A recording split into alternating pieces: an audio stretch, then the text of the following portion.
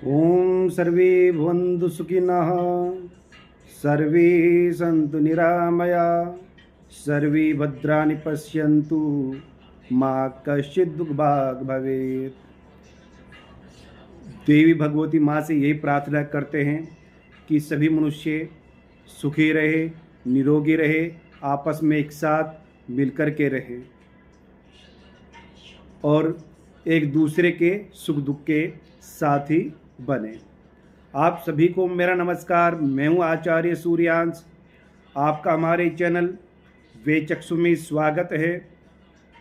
हम आपसे आज वार्ता करेंगे एक विशेष विषय पर। जैसा कि आप देखते हैं, बहुत से लोगों की कुंडलियाँ नहीं होती, पर समस्याएं उन व्यक्तियों को भी होती है। जिनकी कुंडलियाँ होती है, कुंडली के द्वारा ज्ञात कर सकता है कि किस ग्रह की दशा चल रही है, क्या अशुभ होने वाला है, कितनी अवधि तक हमें और कष्ट झेलना है। पर जिन व्यक्तियों की कुंडली नहीं होती, मान लीजिए किसी व्यक्ति को कोई रोग लगा है, कोई शरीर में कष्ट है, पीड़ा है, कुंडली है, तो उसके द्वारा ज्ञात कर सकता है कि इस ग्रह की दशा या गोचर चल रहा है, ये ग्रह शरीर में पीड़ा दे रहा है। उस ग्रह संबंधित वस्तुओं का दान करने से ग्रह जनित पीड़ा का निवारण हो जाता है। पर जिन व्यक्तियों के पास कुंडली नहीं है या फिर कुंडली होने के उपरांत भी समझ में नहीं आता कि कौन सा ग्रह है, क्या पीड़ा है और क्यों, कितनी अवधि तक का कष्ट और भोगना है। प्रिय दर्शकों, मैं आज चर्चा करूंगा इसी विषय पर कि शरीर में रोग कष्ट होने पर कैसे ज्ञात करें किस ग्रह के द्वारा ये पीड़ा, ये कष्ट मुझे हो रहा है। उससे आप बिल्कुल निश्चित बिना कुंडली के, अपनी बिना कुंडली के भी ज्ञात कर सकते हैं कि ये रोग इस ग्रह के द्वारा हुआ है और उस ग्रह संबंधित वस्तुओं का दान करने से रोग शांति भी हो जाएगी। चलिए मैं बताता हूं। जैसा कि आपकी कुंडली में 12 भाव होते हैं। षष्ठ भाव जो होता है वो रोग का होता है। षष्ठ भाव संबंधित ग्रह तत्काल प्रभाव से रोग देता है। अष्टम भाव संबंधित ग्रह दीर्घकालीन लंबे समय के लिए रोग को देता है और द्वादश भाव में उपस्थित ग्रह रोग पर खर्च अधिक कराता है। तो 6, 8, 12 भाव में जो ग्रह होंगे वो इस प्रकार से पीड़ा कष्ट देंगे अगर इन ग्रहों पर किसी शुभ ग्रह की दृष्टि नहीं है और साथ में खुद तो 6, 8, 12 भाव में बैठे हैं और साथ ही साथ शनि या राहु के साथ युति और दृष्टि अगर पड़ जाती है तो उसमें और तीव्र इनका प्रभाव हो जाता है।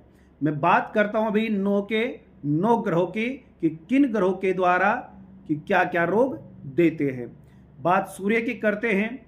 सूर्य अगर पीड़ित होता है तो नेत्र संबंधित रोग होता है, सिर में दर्द, मस्तिष्क रोग होता है, अस्थि रोग, हड्डियों के रोग होता है। कहते हैं कि शरीर में कैल्शियम की कमी सूर्य के द्वारा होता है। बीपी लो, उच्च रक्तचाप, ये भी सूर्य के द्वारा।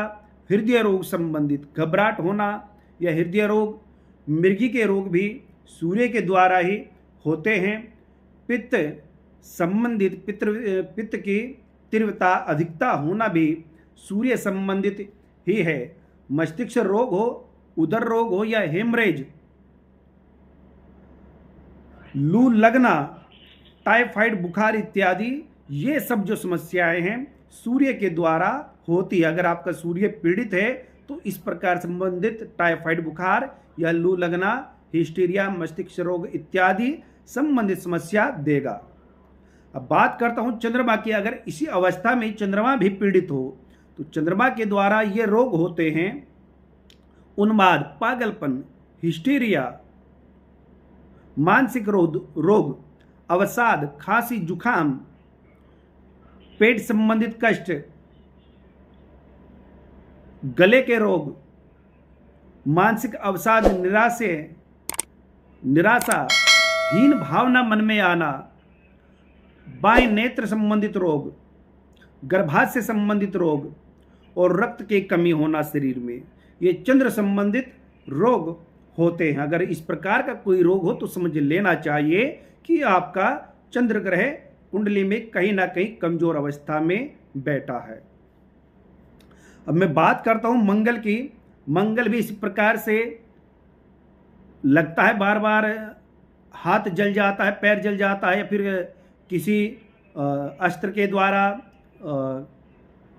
घाव लग जाता है, कट जाता है, ठोकर लग के चोट लग जाती है, गिर जाता है, अग्निकांड संबंधी समस्या, दुर्घटना होती रहती है और रक्तस्राव, ब्लड बहता रहता है और इसमें फोड़े, फुंसी इत्यादि, अगर फोड़े फुंसी निकल रहे हैं, गर्भपात हो रहा है, चेचक, फ्लेग संबंधित रोग, नाक का, गले का, कान का संबंधित रोग, सूजन, रक्तवाहिनी जो नली है, कोशिकाएं हैं, रक्तवाहिनी नलियां हैं, उनमें टूट फूट होना या रक्त का तेज से बहना, अंतड़ियों में, आंतों में फोड़ा होना, हर्निया संबंधित रोग और मांसपेशियों में दर्द और जकड़न संबंधित, ये सब रोग मंगल के द्वारा देखे जाते हैं। अगर मंगल पीड़ित है तो इन संबंधित रोग और समस्या होता है।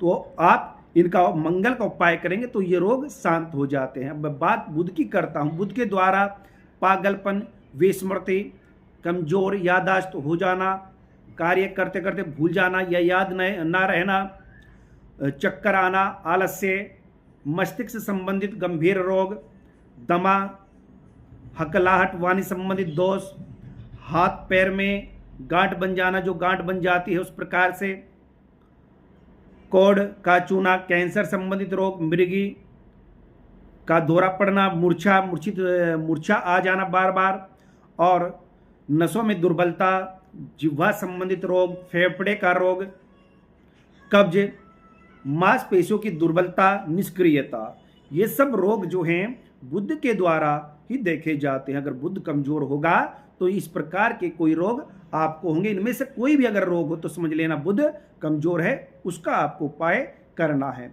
अब गुरु संबंधित बताता हूं। गुरु अगर पीड़ित होता है, 6, 8, 12 भाव में होता है तो छाती में कफ जमना, छाती में कफ जमेगा, कफ संबंधित प्रॉब्लम होगी, देह शरीर का बढ़ना, चर्बी शरीर की बढ़ जाती है, मोटापा बढ़ना, गुर्दे संबंधित रोग, गुर्दे में इन्फेक्शन, पथरी का होना, ये सब बृहस्पति के द्वारा देखा जाता है।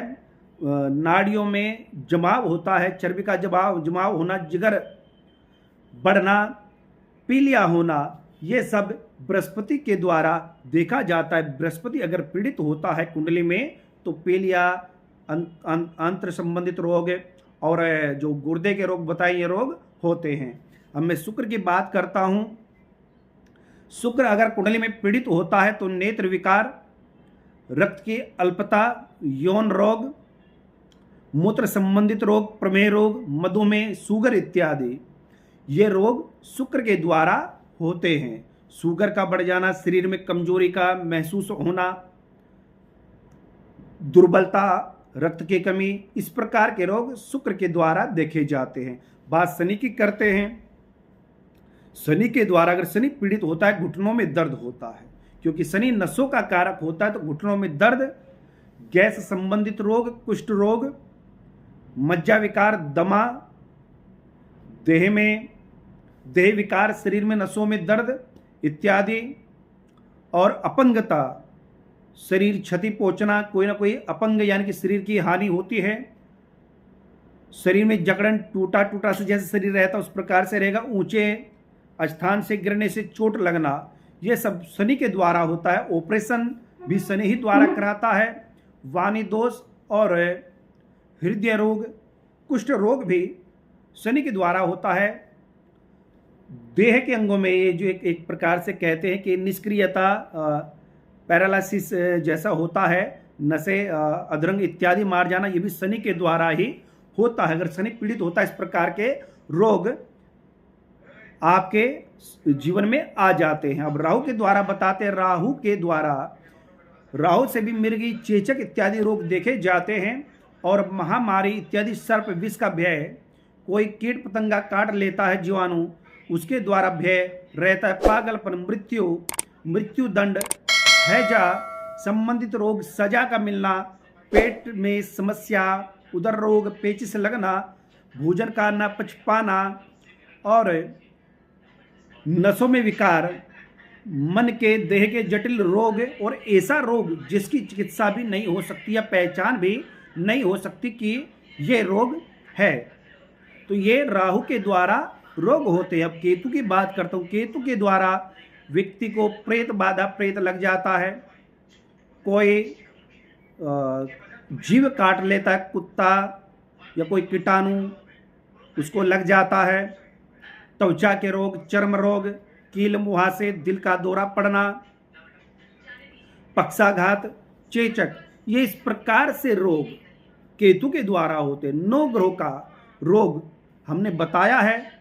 जो भी ग्रह पीड़ित होगा, आपको लगता है कि पीड़ा लंबे समय चल रही है, दवाई भी आराम नहीं कर रही है, उसके उपरांत इन 9